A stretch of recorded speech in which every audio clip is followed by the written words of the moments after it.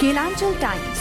हर खबर पर हमारी नजर। नमस्कार, स्वागत है आप सभी का केलांचल टाइम्स में। मैं हूं आपके साथ मानसी त्यागी। रुक करते हैं इस वक्त की बड़ी खबर पर। झारखंड प्रदेश भाजपा के निर्देशानुसार पाकुड़ में राजमहल के विधायक अनंत ओझा ने प्रेस वार्ता कर कांग्रेस की राज्यसभा सांसद धीरज साहू और कांग्रेस पार्टी पर जमकर हमला बोला।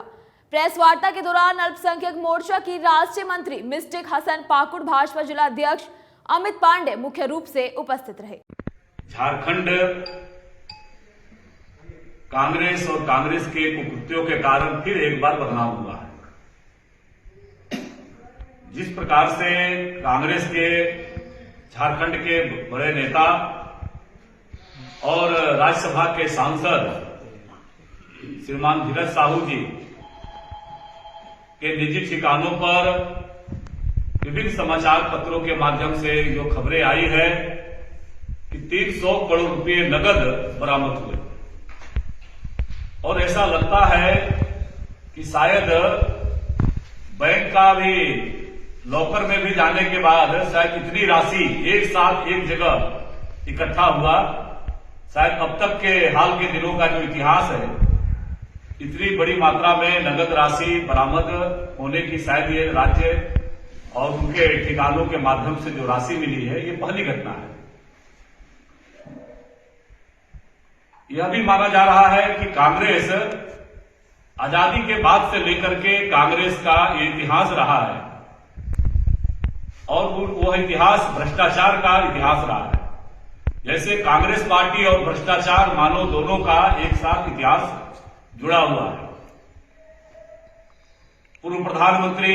श्री जवाहरलाल नेहरू जी के समय से शुरू हुआ जीप घोटाला, और उसके बाद से लेकर के आज तक,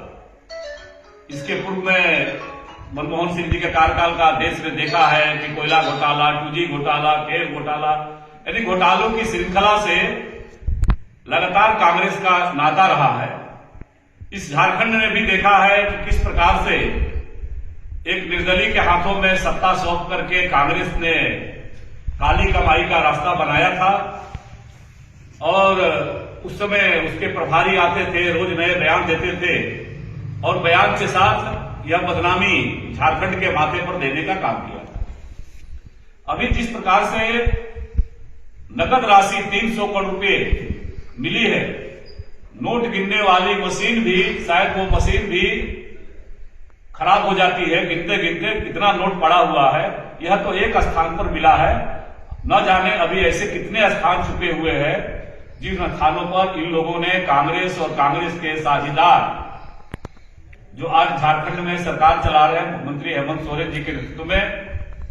तो उन्होंने भी कांग्रेस का अनुसरण करते हुए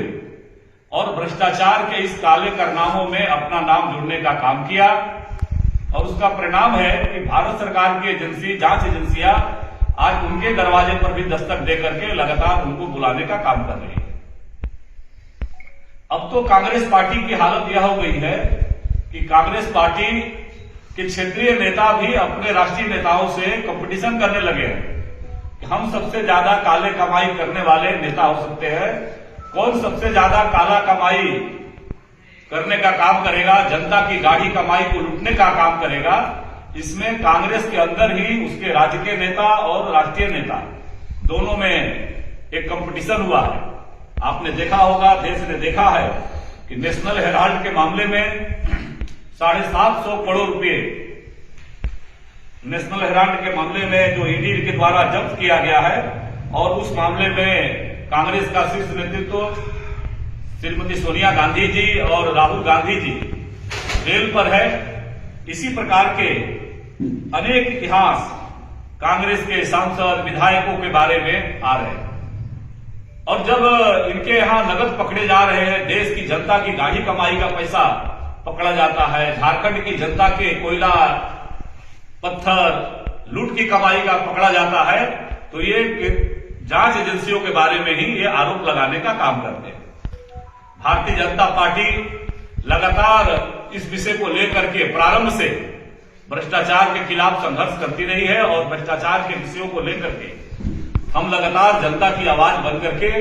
उठाते जा रहे हैं। झारखंड के बारे में जो विभिन्न एजेंसियों के माध्यम से जो खबरें आई है कि अब तक 7,000 करोड़ रुपए के घोटाले उजागर हुए हैं और इसी प्रकार का घोटाला कांग्रेस और कांग्रेस के साथ चलने वाले जो अभी नया इंडी गठबंधन बना है, इन लोगों के काले कारनामों का इतिहास अभी छत्तीसगढ़ में देखा है कि निवर्तमान मुख्यमंत्री भूपेश बघेल जी के ऊपर 500 करोड़ रुपए लेने के मामले उजागर हुए महादेव ऐप के माध्यम से। उसी प्रकार से वहां भी शराब घोटाला पकड़ाया। झारखंड के शराब घोटाला भी छत्तीसगढ़ से सीख लेकर के सत्ता संरक्षण में आगे बढ़ा है। तो जहां जहां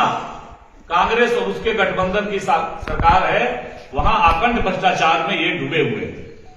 अभी वर्तमान में देखा है कि किस प्रकार से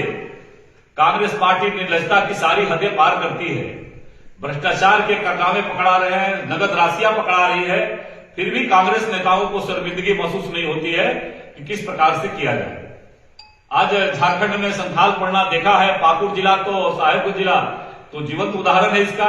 कि सत्ता संरक्षण में कैसे इन लोगों ने यहां की खनिज संपदाओं की लूट की है।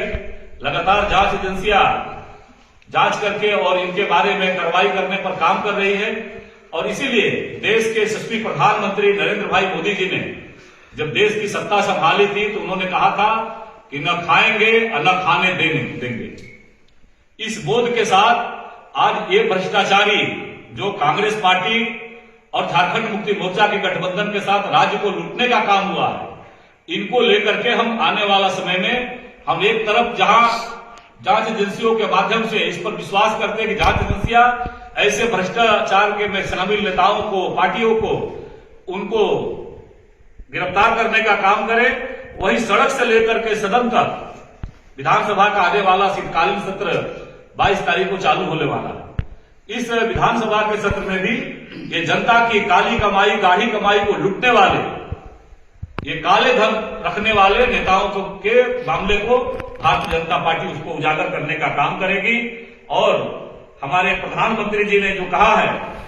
जो मोदी जी ने गारंटी दिया है, जनता से जो लूटा हुआ पैसा है उसका पाई पैसा उनको लौटाना पड़ेगा और ऐसे लोगों को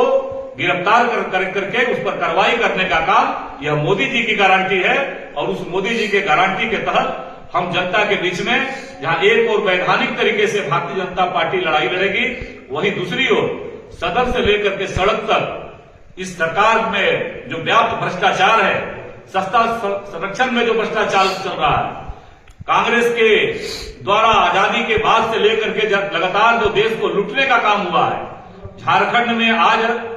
गठबंधन झारखंड मुक्ति मोर्चा और कांग्रेस गठबंधन की सरकार के द्वारा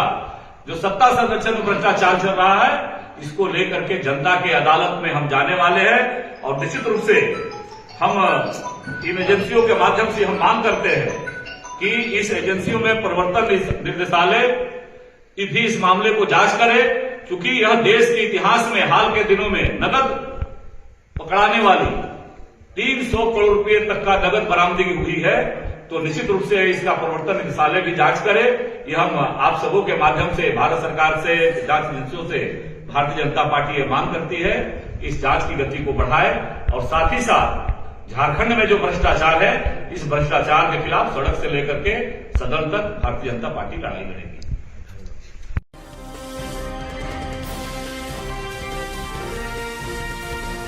केलांचल टाइम्स,